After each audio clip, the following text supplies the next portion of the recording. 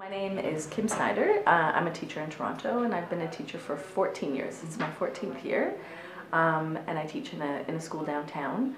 I teach secondary, so high school, grades 9 to 12, and I teach usually a combination of drama, English, sometimes creative writing, and most recently I've been teaching the new grade 11 gender studies course.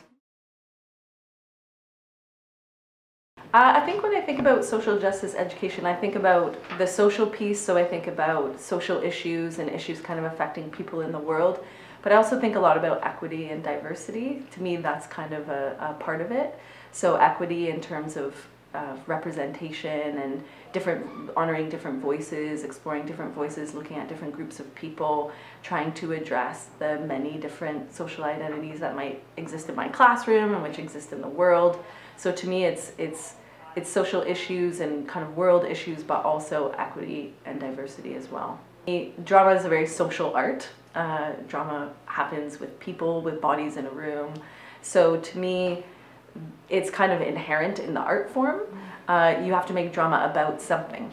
So what do you make drama about? You make drama about the world, about human beings, about their relationships.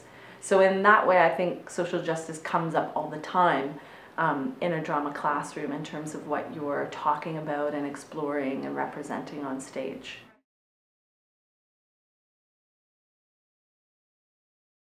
Drama work is usually ensemble-based work, so you're working together as a group, and usually you're working in a consensus model. So very rarely when you're working on something in your drama class do you have a director and a writer. Often you're working as a collective together.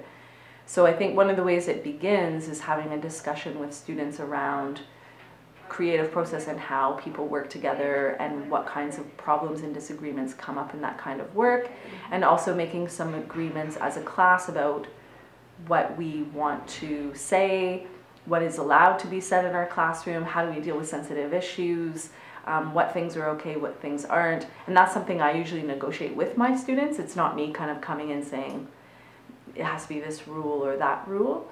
So I think that it comes into play that way. And I think that even though I have a curriculum and I have ideas of things I want to teach, sometimes if there are particular issues that are of interest to them, we can kind of follow that line. It might inspire us to do something new.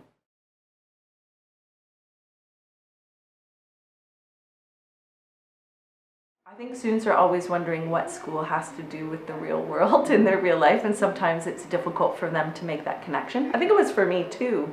Like, why are we studying this right now? Why are we reading this?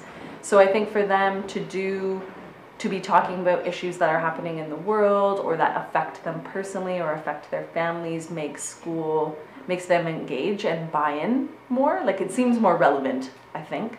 And I think they have a lot to say. I mean, teenagers have so much to say. So I think it gives them an outlet to really express a lot of those opinions and beliefs in their work. Mm-hmm. Making decisions about casting, so things like colorblind casting, as we did that last year for our show. We've done that for most of our shows, but also trying to really represent a diversity of people.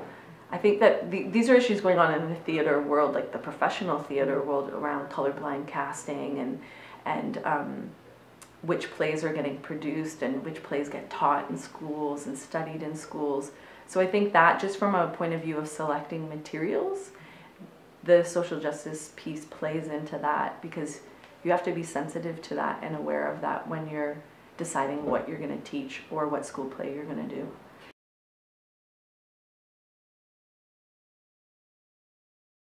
A lot of great anthologies and collections of particularly Canadian plays, monologues, scripts for different groups of people. I think in Canada there are a lot of resources like that. So for example, in our grade 12 drama course, we now do, we've done a post-colonial theater unit. This year the teacher did a First Nations Métis Inuit theater unit. We also look at a lot of plays by women, look at feminist theater, look at theater from different regions of the world. And also when we choose to go out to see plays, that's the other thing, is what are you taking your students to see? Mm-hmm. And do those plays represent who they are? So, or in some cases who they aren't. Like, as I said, in my school is not terribly diverse, but we try to get them out to see lots of different things. So last year we took them to see Ubu and the Truth Commission at CanStage, a South African touring production about apartheid in South Africa. And that's a very different piece from their experiences of the world, but it's really important for them to see theater like that.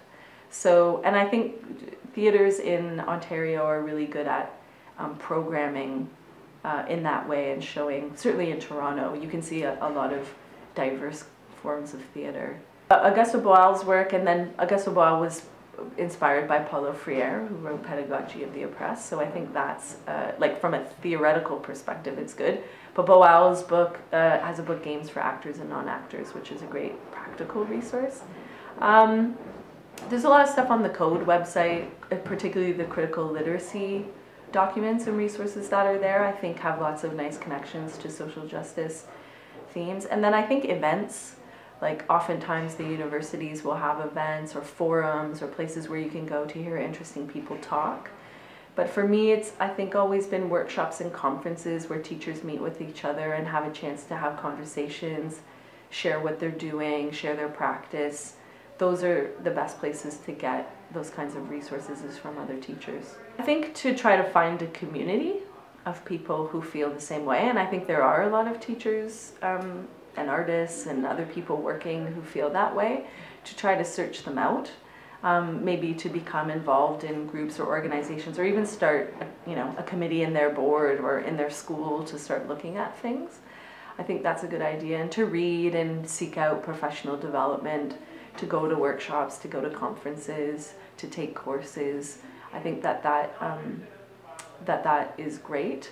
And I think to also just not be afraid. Like, I think it's very natural to be afraid of maybe if you're not that well versed or you feel like you don't know things, but I think you learn from your students and you learn by experimenting and trying. So for me, those experiments have always been really fruitful. And you, as in all teaching, maybe you don't do it exactly as you would want to the first time, but then you refine it, you try it again, and eventually you come up with something that works for you and your students.